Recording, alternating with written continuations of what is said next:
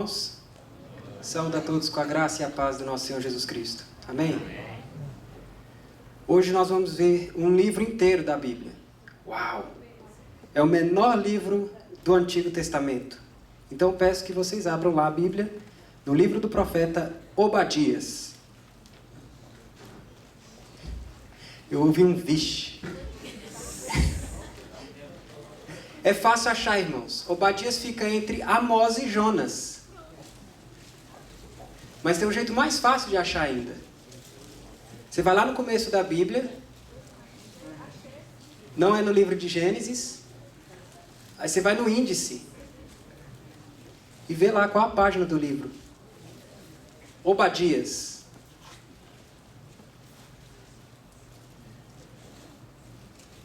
Um pequeno grande livro. Ajude aí seu irmão. Quem achou, diga amém. Amém. Que bênção. Então vamos conhecer o texto. Eu vou ler, são 21 versículos. Eu vou ler ele todo, o livro todo. Então, escute com atenção, escute com fé. Essa é a palavra do nosso Deus. Diz assim: Visão de Obadias. Assim diz o Senhor Deus a respeito de Edom. Temos ouvido as novas do Senhor, e às nações foi enviado um mensageiro que disse: Levantai-vos e levantemo-nos contra Edom para a guerra. Eis que te fiz pequeno entre as nações, tu és muito desprezado. A soberba do teu coração te enganou, ó tu que habitas nas fendas das rochas, na tua alta morada, e dizes no teu coração: quem me deitará por terra? Se te remontares como águia e puseres o teu ninho entre as estrelas, de lá te derribarei, diz o Senhor. Se viessem a ti ladrões ou roubadores de noite, como estás destruído? Não furtariam só o que lhes bastasse? Se a ti viessem os vindimadores, não deixariam pelo menos alguns cachos? Como foram rebuscados os bens de Esaú? Como foram esquadrinhados os seus tesouros escondidos? Todos os teus aliados te levaram para fora dos teus limites. Os que gozam da tua paz te enganaram, prevaleceram contra ti. Os que comem o teu pão puseram armadilhas para teus pés. Não há em Edom entendimento. Não acontecerá naquele dia, diz o Senhor, que farei perecer os sábios de Edom e o entendimento do monte de Esaú? Os teus valentes, ó Temã, estarão atemorizados para que do monte de Esaú seja cada um exterminado pela matança. Por causa da violência feita a teu irmão Jacó, cobrir-te-á a vergonha, e serás exterminado para sempre. No dia em que, estando tu presente, estranhos lhe levaram os bens, e estrangeiros lhe entraram pelas portas e deitaram sorte sobre Jerusalém, tu mesmo eras um deles. Mas tu não devias ter olhado com prazer para o dia de teu irmão, o dia da sua calamidade, nem ter te alegrado sobre os filhos de Judá, no dia da sua ruína, nem ter falado de boca cheia no dia da angústia. Não devias ter entrado pela porta do meu povo, no dia da sua calamidade. Tu não devias ter olhado com prazer para o seu mal, no dia da sua calamidade, nem ter lançado mão nos seus bens no dia da sua calamidade. Não devias ter parado nas encruzilhadas para exterminares os que escapassem, nem ter entregado os que lhes restassem no dia da angústia. Porque o dia do Senhor está prestes a vir sobre todas as nações. Como tu fizeste, assim se fará contigo. O teu mal feito tornará sobre a tua cabeça. Porque como bebestes no meu santo monte, assim beberão de contínuo todas as nações. Beberão, sorverão e serão como se nunca tivessem sido. Mas no monte Sião haverá livramento. O monte será santo, e os da casa de Jacó possuirão as suas herdades. A casa de Jacó será fogo, e a casa de José chama, e a casa de Esaú restolho. Aqueles incendiarão a este e o consumirão, e ninguém mais restará da casa de Esaú, porque o Senhor o falou. Os de Neguebe possuirão o monte de Esaú, e os da planície aos filisteus. Possuirão também os campos de Efraim e os campos de Samaria, e Benjamim possuirá Gileade. Os cativos do exército dos filhos de Israel possuirão os cananeus até Sarepta. E os cativos de Jerusalém, que estão em Sefarade, possuirão as cidades do sul.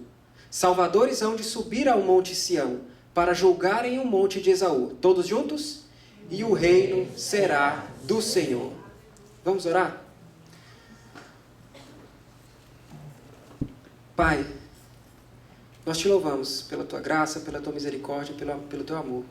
Obrigado porque podemos começar a semana meditando na tua palavra. Obrigado porque podemos começar a semana adorando ao Senhor.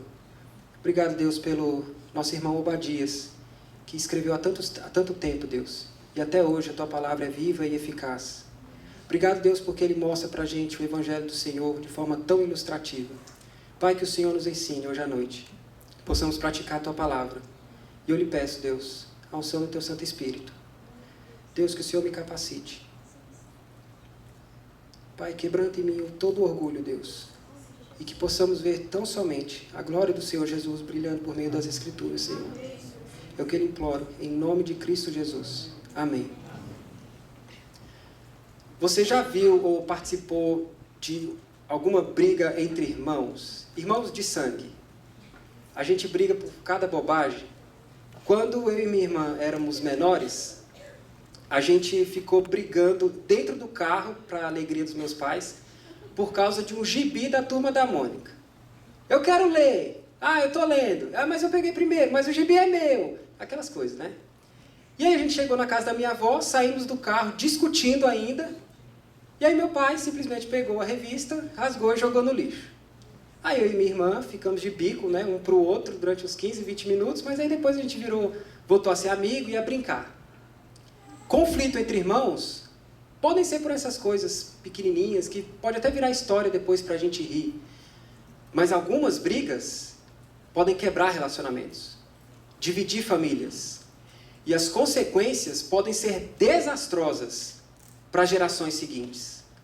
E é isso que está por trás do livro de Obadias. O nome Obadias significa servo de Iavé, servo do Senhor. E Obadias é um nome relativamente comum no Antigo Testamento. Tem cerca de 12 ou 13 Obadias. Mas nenhum desses se encaixa com quem foi o profeta Obadias. Nós não sabemos quem ele é, onde ele nasceu, ou quem foram seus pais. Ele não fala no livro. Mas esses são os profetas da Bíblia. Eles não se promovem, eles se escondem atrás da mensagem, porque o mais importante é pregar a palavra de Deus. E é isso que Obadias faz. O livro começa dizendo aí no versículo 1 que se trata de uma visão que Obadias recebeu de Deus. E visões eram uma das maneiras de Deus se revelar no Antigo Testamento. Não é algo produzido pelo próprio profeta, não é algo que ele inventou.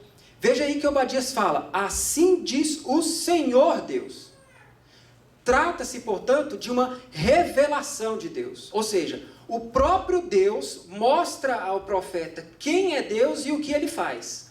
O papel do profeta é anunciar a mensagem recebida de Deus. Veja aí no versículo 1 também que a profecia de Obadias é a respeito de Edom. E aqui a gente precisa voltar um pouco no tempo. Voltar lá no livro de Gênesis.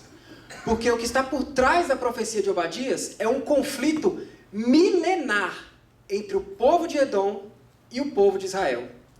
E esse conflito começou numa briga entre irmãos. Na barriga, no ventre de uma mulher.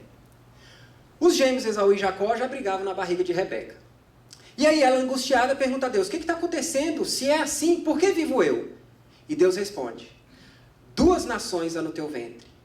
2 povos, nascidos de ti, se dividirão. Um povo será mais forte que o outro, e o mais velho servirá ao mais moço.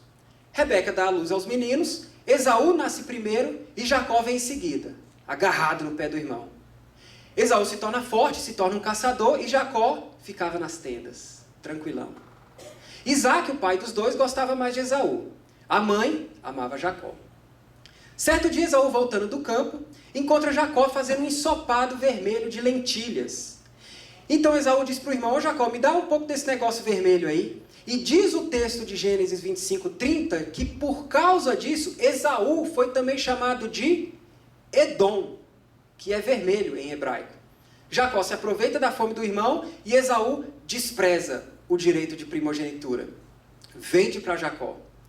Passa um tempo, Isaac, já velho, próximo da morte, com a vista fraca, chama Esaú e pede para o filho caçar alguma coisa, fazer uma comida gostosa, porque Esaú receberia a bênção do pai, passando para Esaú a responsabilidade de ser o cabeça da família.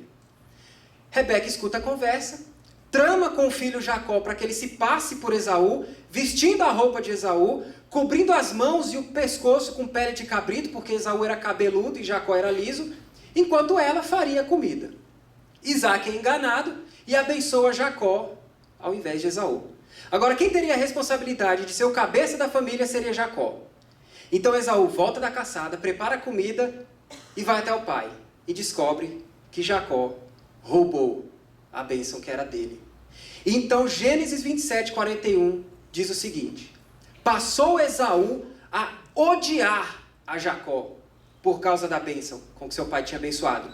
E disse consigo: vem próximos os dias de luto por meu pai. Então matarei a Jacó, meu irmão. Jacó foge da ira do irmão, eles se separam, constituem famílias e enriquecem. Passa um tempo, Jacó se vê obrigado a passar pelas terras do irmão. Jacó se humilha, consegue mercê perante Esaú. Então diz o texto de Gênesis 36 que Esaú e Jacó, não podendo morar juntos, porque seus bens eram muitos, se separam. E Esaú vai morar nas regiões montanhosas de Seir. Os descendentes de Esaú se tornam o povo de Edom. E os descendentes de Jacó se tornam qual povo? O povo de Israel.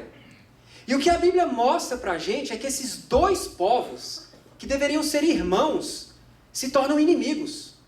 Parece que a história de como Jacó enganou Esaú foi passada de geração em geração, e a amargura de Edom foi sendo perpetuada no decorrer dos anos.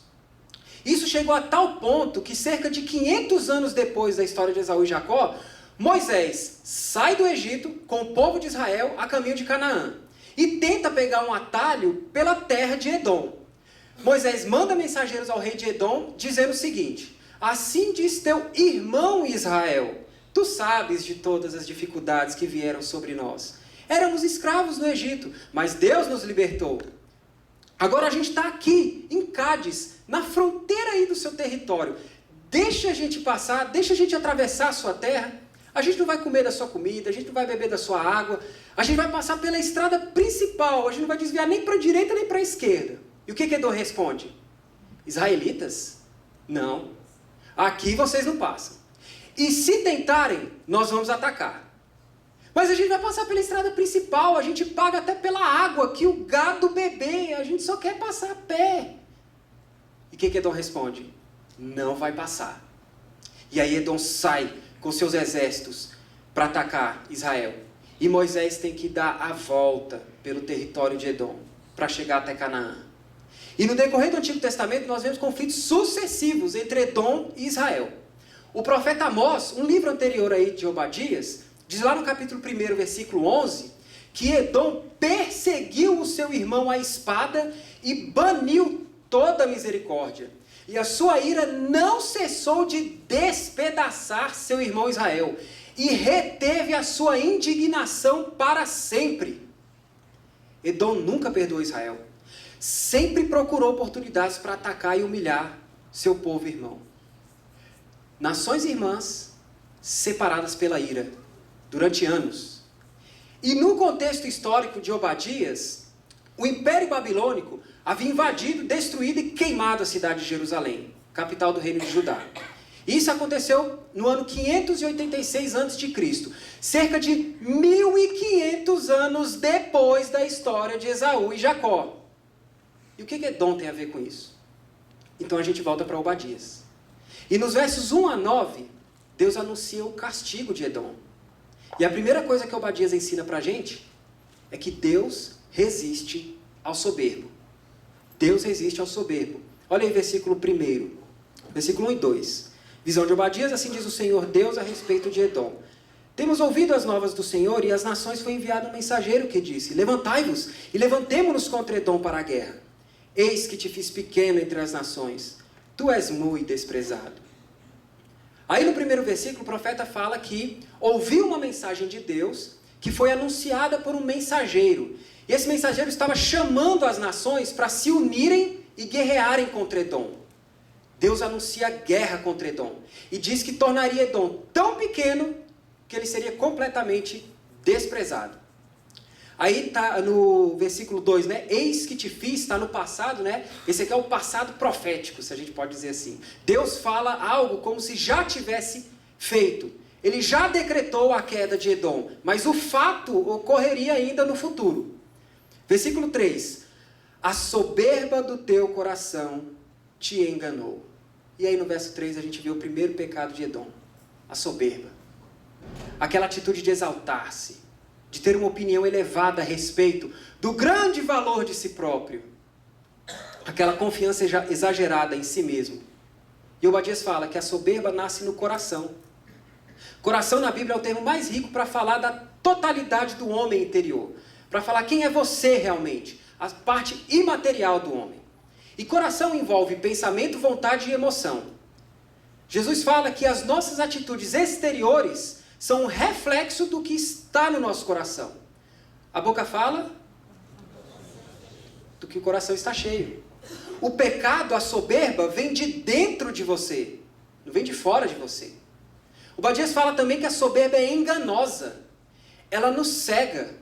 Ela nos faz pensar, crer e sentir que somos indestrutíveis, que estamos seguros, porque nós somos bons demais. Veja aí que Edom se orgulha da sua localização geográfica. Versículo 3.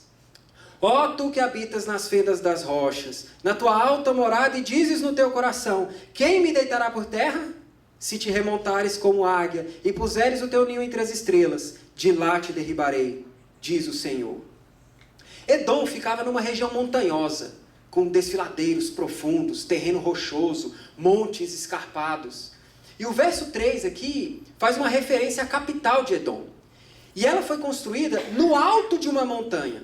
De maneira que para você chegar nela, você tinha que passar por uma fenda na rocha, que mal cabiam 2 cavaleiros lado a lado. Aliás, uma curiosidade, quem assistiu o filme Indiana Jones e a Última Cruzada, o terceiro da série, lembra que no final do filme, o Indiana Jones passa por um desfiladeiro, por uma fenda na rocha, para chegar ao local onde está o Santo Graal. Essa fenda que o Indiana Jones passa no filme é a que dava acesso à capital de Edom. Ok, voltando aqui. A cidade, então, Selá, que é a capital de Edom, a cidade ficava num lugar tão alto que, olhando de baixo, as luzes da cidade à noite pareciam estrelas. Edom havia feito como uma águia, colocado seu ninho no alto de uma montanha.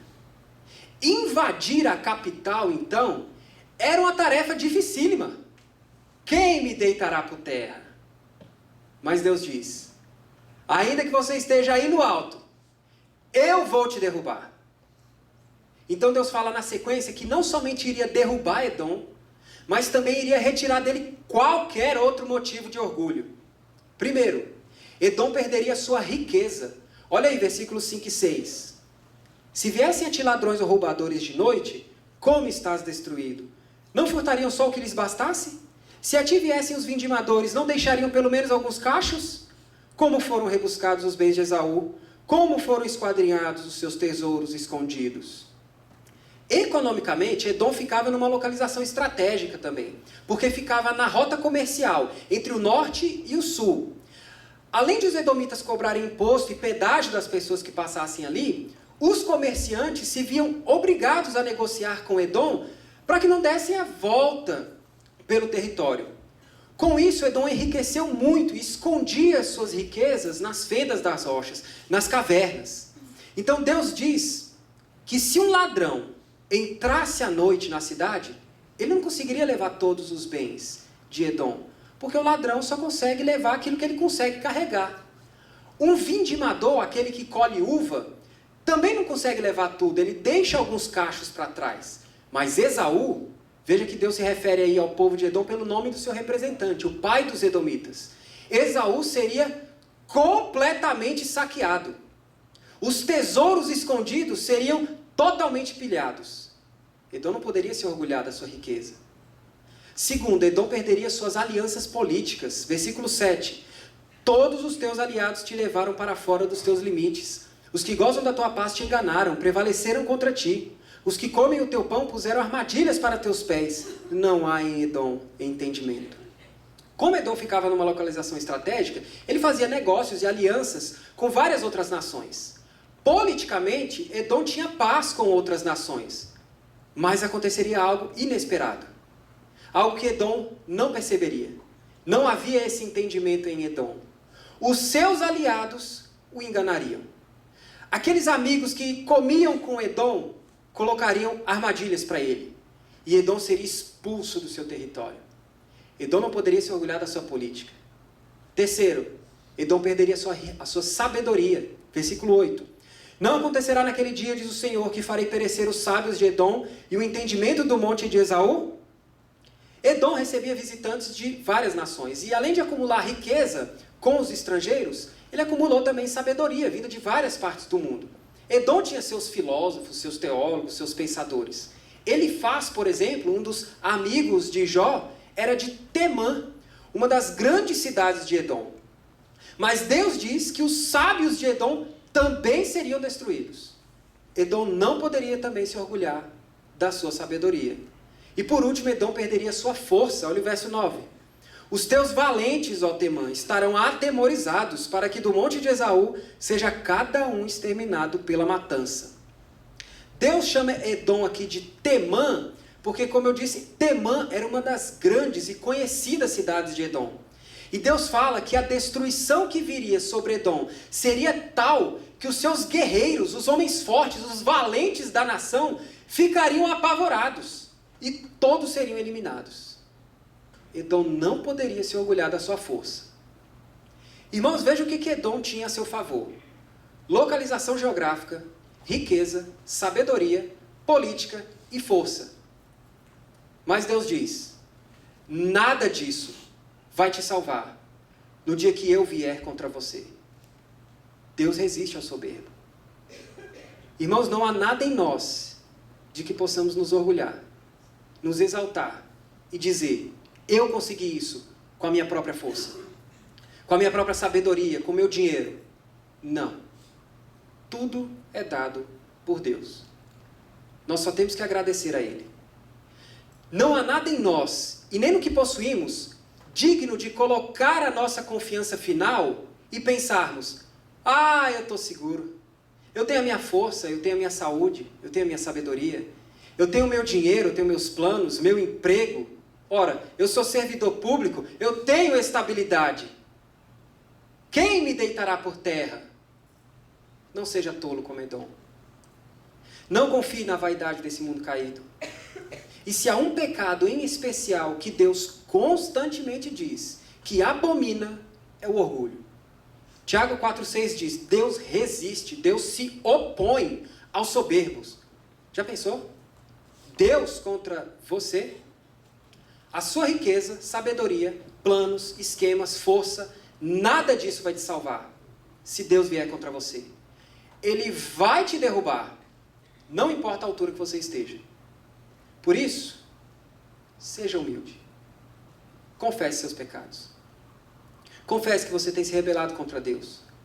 Confesse que você tem colocado a sua confiança em coisas criadas e não no Criador. Se você quer confiar em algo, ou melhor, em alguém que te dê mais segurança do que tudo, confie em Jesus Cristo. Porque Ele entregou a própria vida por amor do seu povo. E se você está em Cristo, nada vai te arrancar das mãos do Senhor. Deus anuncia o castigo de Edom por causa do seu orgulho, mas não para aí.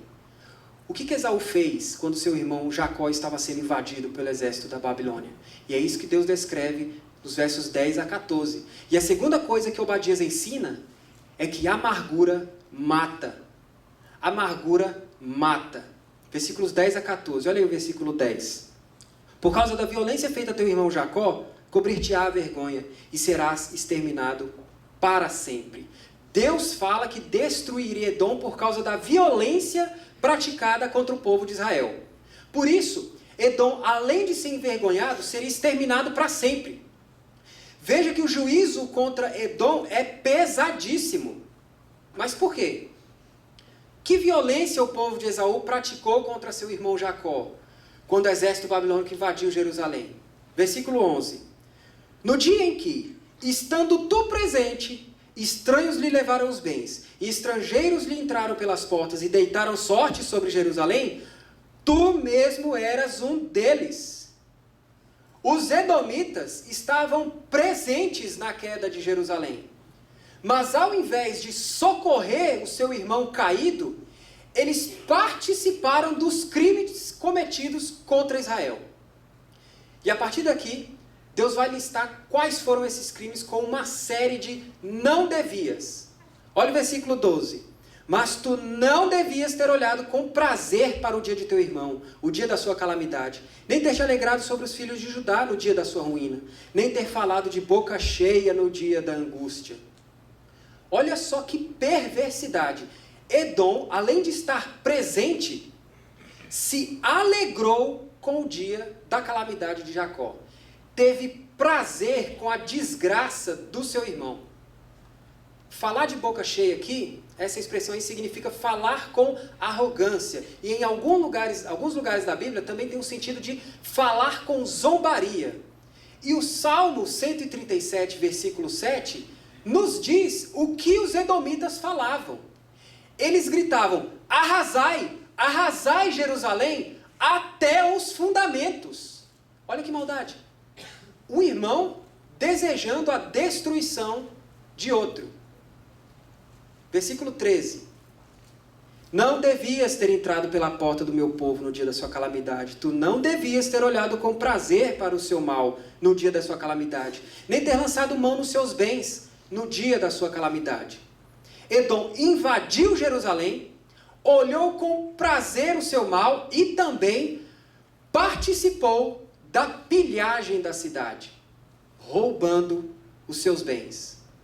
Versículo 14. Não devias ter parado nas encruzilhadas para exterminares os que escapassem, nem ter entregado os que lhes restassem no dia da angústia.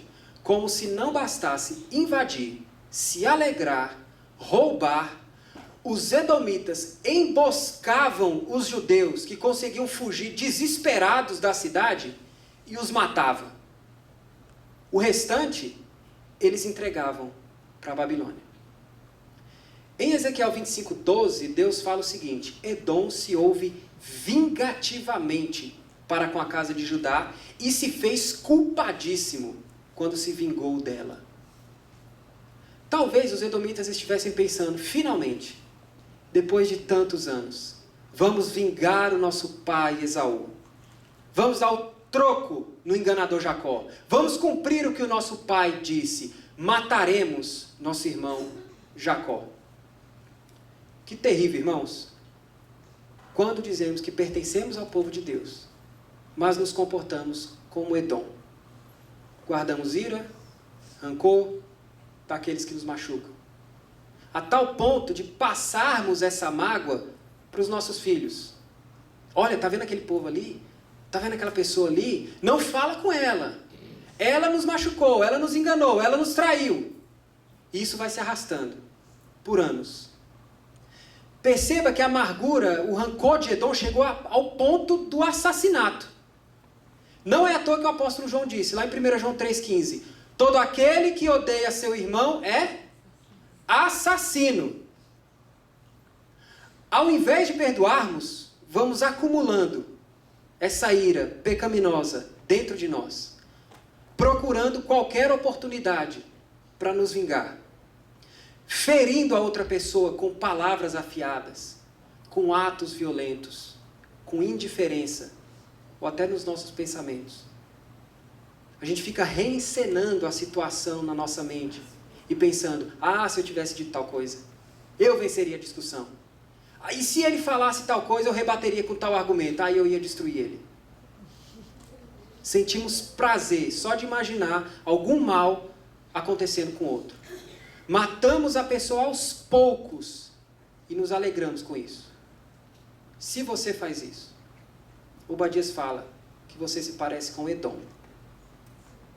O rancor, ódio, amargura, dentro da igreja, irmãos, é como um câncer no corpo de Cristo. Mata aos poucos.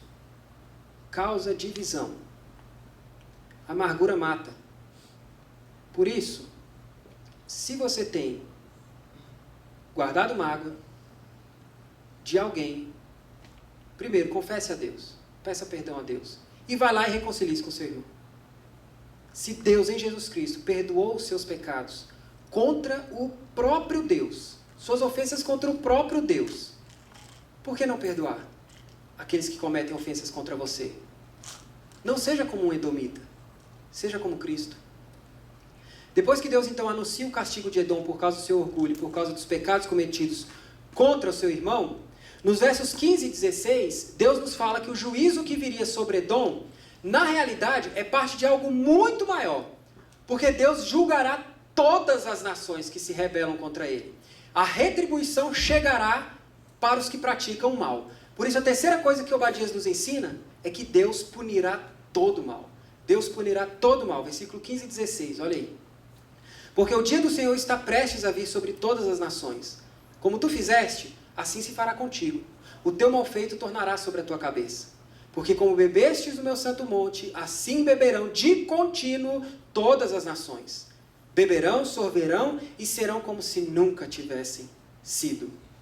A expressão dia do Senhor aqui refere-se àquele último dia em que Deus finalmente destruirá todos os seus inimigos e punirá todo o mal. E Obadias fala que os edomitas beberam no Monte Santo.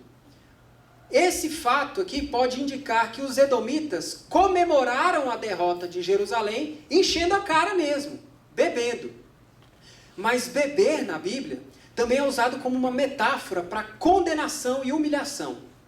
Os edomitas então exerceram juízo e humilharam Jerusalém. Seja qual for o entendimento aqui, se for um entendimento literal ou esse de metáfora, Deus fala que já que eles beberam no Monte Santo, Deus entregará a eles e a todas as nações uma bebida muito diferente. O cálice da ira divina. E eles beberão desse cálice, o que está escrito aí? De contínuo. A ira de Deus será derramada eternamente sobre aqueles que se rebelam contra Deus e contra seu povo. Beberão, sorverão, ou seja, darão grandes goles e serão como se nunca tivessem existido. Vocês beberam com a derrota do meu povo? Pois bem, eu vou dar a vocês e para todas as nações o cálice da minha ira. E vocês beberão ele todo. Ou seja, Deus aplicará todo o furor da sua ira sobre os seus inimigos. E aqui nós vemos a retribuição divina. Toda injustiça, todo mal cometido nesse mundo será punido. Como tu fizeste, assim se fará contigo. O teu mal feito tornará sobre a tua cabeça. Às vezes a gente acha que o mal não será punido. A gente vê tanta notícia, ficamos perplexos quando vemos pessoas, líderes e nações, até mesmo a nossa cultura, se rebelando abertamente contra Deus, praticando, aprovando e comemorando o pecado. E aí a gente pensa, será que Deus não está vendo? Deus não trará justiça? Está dormindo o guarda de Israel? Não, irmãos. Obadias lembra a gente, o dia do Senhor está prestes a vir. Todas as nações estão nas mãos do Todo-Poderoso. Todos aqueles que praticam o mal, que rejeitam a Deus e a seu Filho Jesus Cristo, e acham que estão bem, porque fogem das leis humanas, esses serão alcançados pela espada da justiça divina e serão punidos eternamente. Porque todo pecado é uma afronta contra Deus. Por isso, não pense que o que você faz escondido das pessoas passará despercebido por Deus. Não pense que você é espertão o suficiente para enganar a Deus, dar um jeitinho brasileiro e escapar da condenação. Não pense que o mal que você cometeu contra Deus pode ser compensado com algo supostamente bom que você possa fazer. Não pense que seu pecado sairá impune. A ira de Deus vai te alcançar. Porque como tu fizeste, assim se fará contigo. O teu mal feito tornará sobre a tua cabeça. Mas Deus fala que o dia do Senhor não envolve só condenação. Envolve também salvação. E só há uma maneira de você escapar da ira divina. Correr para o Monte Sião. Correr para Jesus Cristo. E é isso que Obadias vai falar nos últimos versículos. Que há salvação para o povo de Deus. O quarto ponto, então, é que Deus salva. Deus salva. E nessa seção aqui, até o versículo 21, Obadias usa várias figuras para ilustrar a salvação do povo de Deus. E ele mostra que se os inimigos de Deus nesse mundo aparentemente têm vitória e o povo de Deus sofre, no dia do Senhor, os inimigos de Deus sofrerão, enquanto o povo de Deus terá a vitória. Olha aí o versículo 17. Mas no monte Sião haverá livramento. O monte será santo e os da casa de Jacó possuirão as suas herdades. Primeiro ele fala aí o monte de Esaú, simbolizando os inimigos de Deus, e o monte Sião, o famoso monte que ficava em Jerusalém e que simboliza o povo de Deus. Se por um lado Esaú sofrerá condenação, por outro lado Jacó será salvo. Se Esaú perderá seus bens na condenação, o povo de Deus receberá a sua herança. A situação se inverterá. E é importante algo aqui. Obadias fala que o povo de Deus será salvo e será santo. E a gente não pode perder isso de perspectiva. Porque na história de Esaú e Jacó, quem é o vilão? Quem é o pecador? Os dois.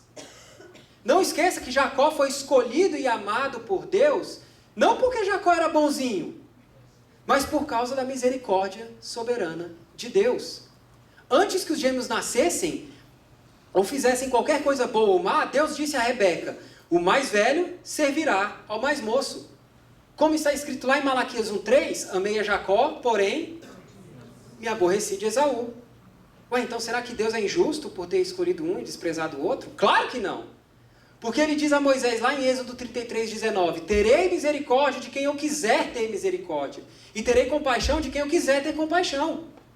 Tudo depende da graça e da misericórdia soberanas de Deus. Depois leia o que o apóstolo Paulo fala lá em Romanos 9, como ele argumenta a respeito disso. Mas não se esqueça também que Jacó estava sendo invadido pela Babilônia porque constantemente havia pecado contra Deus, cometido abominações, se entregado aos ídolos, matado os profetas, não querendo ouvir as advertências de Deus para que se convertessem. Então Deus disciplina seu povo usando a Babilônia. Todos somos pecadores, irmãos. Nós somos naturalmente edomitas, inimigos de Deus. Mas Deus prova o seu próprio amor para conosco pelo fato de ter Cristo morrido por nós, sendo nós ainda pecadores. Romanos 5,8. Deus sempre salva pecadores por sua graça, mediante a fé no Messias, mediante em Jesus Cristo. O povo do Antigo Testamento era salvo pela fé no Messias, que ainda viria. Nós somos salvos pela fé no Messias, que já veio. Jesus Cristo é o único herói da Bíblia. Ele é o único que nunca pecou sua vida inteira. E é por causa dele que somos salvos e podemos viver uma vida de santidade. Versículo 18. A casa de Jacó será fogo, e a casa de José chama, e a casa de Esaú restolho. Aqueles incendiarão a este e o consumirão, e ninguém mais restará da casa de Esaú, porque o Senhor o falou. Lembre-se que nessa época aqui, o reino de Israel havia sido dividido entre reino do norte e reino do sul. Casa de Jacó aqui refere-se ao reino do sul, e casa de José refere-se ao reino do norte. A imagem aqui é que os dois reinos seriam um só, e eles queimariam a casa de Esaú como palha. Veja que a situação se inverterá. Se nessa época Edom estava presente quando Jerusalém foi destruída e queimada, no dia do Senhor, o povo de Deus estará presente na destruição dos inimigos de Deus. Não restará um só inimigo de Deus. E a garantia que isso ocorrerá é que o Senhor o falou. Não há garantia maior do que essa.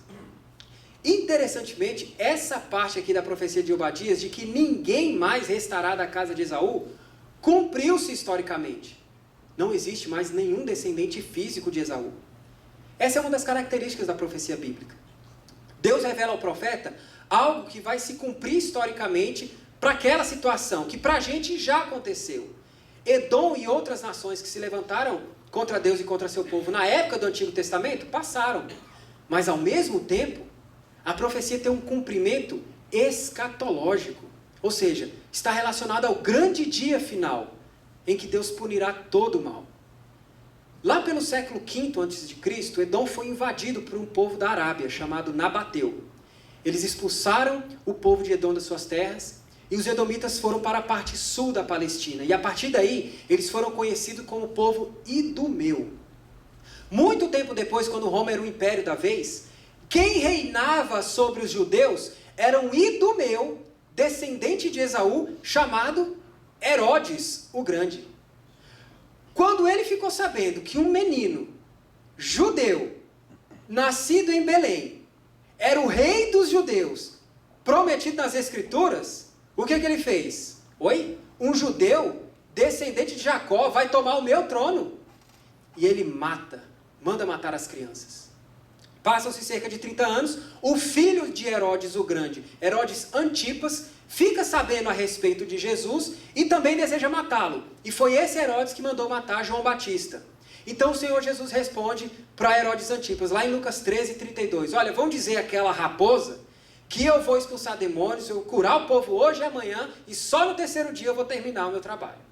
Passa um tempo, o filho desse Herodes, Herodes Agripa I, persegue a igreja, está lá no livro de Atos, e manda matar o apóstolo Tiago, irmão de João, e prende o apóstolo Pedro. E em Atos 12 é dito que esse rei é comido de vermes, porque não glorificou a Deus.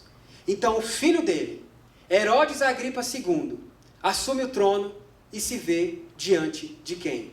O apóstolo Paulo. Está lá em Atos 26. Paulo prega o evangelho para ele e diz: acreditas, ó rei Agripa, nos profetas? Bem sei que acreditas. E o rei, na sua soberba, mostrando que é realmente descendente de Esaú, diz: você acha que em pouco tempo pode me convencer a tornar-me cristão? Esse rei morre sem deixar filhos. E a casa de Esaú some do mapa. Por quê? Porque o Senhor falou. Pecado não é brincadeira, irmãos. Deus cumpre a sua palavra. Versículos 19 e 20. Os de Negueb possuirão o monte de Esaú, e os da planície aos filisteus. Possuirão também os campos de Efraim, e os campos de Samaria, e Benjamim possuirá Gileade. Os cativos do exército dos filhos de Israel possuirão os cananeus até Sarepta. E os cativos de Jerusalém, que estão em Sefarade, possuirão as cidades do sul. Nesses dois versículos aí, Obadias cita esses vários locais e cidades, né?